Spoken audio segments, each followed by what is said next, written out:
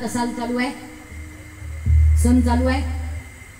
अहो साल किती चालू आहे असं बोलत चला. 2024 चालू आहे. या 2024 सालात विचार करा, एखादी बायको 9 महिन्याची बाळंतीण आहे हे नवऱ्याला कळलं आणि जे नवरा गेला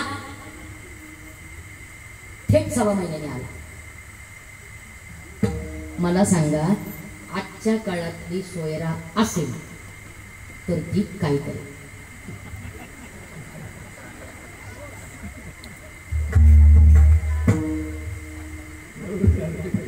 तुम्ही तर मी आधीच सांगितलं तुमच्या पुढे या गप्पा मारायच्या म्हणजे भर पावसात मोठ धरायची. तुम्हाला पक्का अनुभव आहे. आजच्या काळातली सोयरा असती तर त्याची कायमची सोय लावून टाकली असते, कायमची. पण सांगू महाराज, आज 750 वर्षानंतर ज्ञानोबाच्या समकालीन चोखोबा आहे.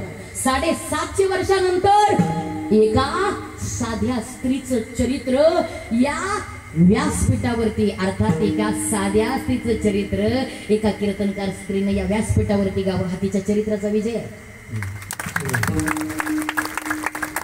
हातीच्या भक्तीचा विजय आहे. त्या सोयराबाईनं नुसतं पाहिलं चोखोबा राहिला पळतच, महाराज हा आपला कर्ममेळा, महाराज घ्या ना बाळ, आपलं बाळ आहे. पाहिल्याबरोबर पहिला प्रश्न विचारला, का हो ताई भेटल्या तुम्हाला? ते म्हणजे हिला कसं कळलं मी तिच्याकडे होतो? घोटाळा आहे.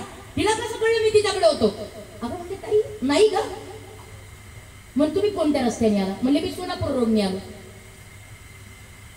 म्हणजे ताई तर या रस्त्याने इथं? हो ताई, हा 6 महिना ताई इथं होत्या, तुम्हीच तर त्यांना सांगितलं होतं सोयरेला तुमची गरज आहे. म्हणजे सोयरे बाळणपणानंतर तुझ्या डोक्यावर का? कसं शक्य आहे सोयरे? 6 महिना मी ताईच्या घरी होतो. अहो असं काय करता, 6 महिना ताई इथं होत्या, शक्य नाही. मी 6 महिना तिच्या घरी. अहो ताई 6 महिना इथं होत्या. बरं म्हणजे माझं पटत नाही ना. या बायकांना विचारा,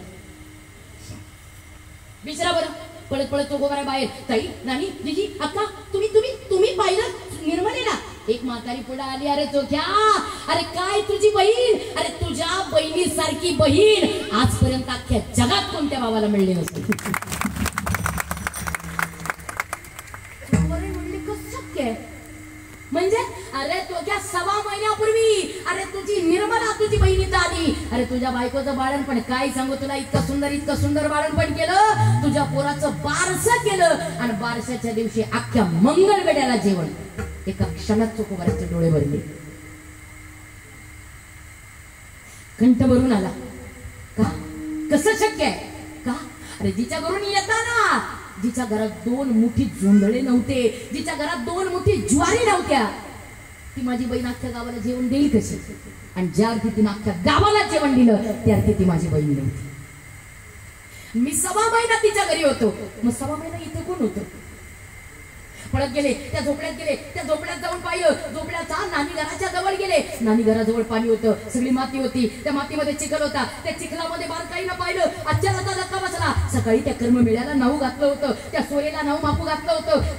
त्या पाण्याजवळ गेले, त्या चिखलाजवळ गेले आणि डोकावून शांतपणे पाहिलं तर त्या चिखलामध्ये पावलं उमटलेली होती आणि त्या पावलावरती शंख होता, चक्र होतं, गदा होती, पद्म होतं, तोमर होतं. हे सगळं पाहिलं आणि आश्चर्याचा धक्का बसला. त्या पर्णकुटीवर तुळशी बुक्याचा सुगंध सामावलेला होता.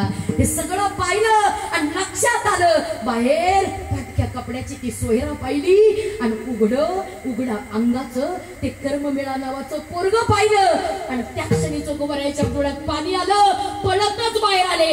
या सोयरेच्या पुढे हात जोडला. सोयरे, माझी बहीण नव्हती, माझी बहीण नव्हती. मग माझ्या गैरहजेरीत माझ्या बायकोला संकट पडू नये म्हणून माझ्या गैरहजेरीत माझा जगाचा बाप तुझ्या दारात माझी बहीण म्हणून आला आणि माझ्या गैरहजेरीत तुझं बाळणपण करून गेला, तुझं बाळणपण करून गेला. सोयरे, माझ्या जगाच्या बापानं निष्काम केलं ग.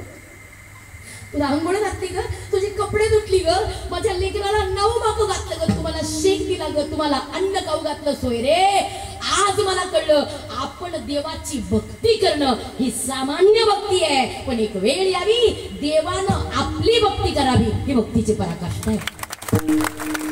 ही पराकाष्ठा सोय रे आज कळलं. धन्य तुझे भाग्य भेटी झाली माई, धन्य तुझे भाग्य